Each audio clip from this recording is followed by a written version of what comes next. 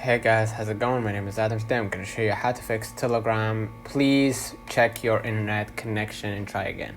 So first of all, make sure that your internet connection is on and make sure that you receive actual notifications. Now what you're going to do, you're going to go ahead to the general and then you're going to go ahead to the iPhone storage, and then what you're going to do, you're going to just try to pin down Telegram and make sure that you upload the app, and by uploading the app you will release some of the unnecessary data or files.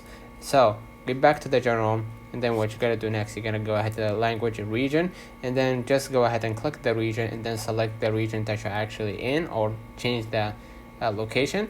And then basically what you're going to do next, you're going to just go back to your screen and then go ahead to your App Store, Google Play. Make sure that you updated the app to the latest version so you can actually get access to all the new features.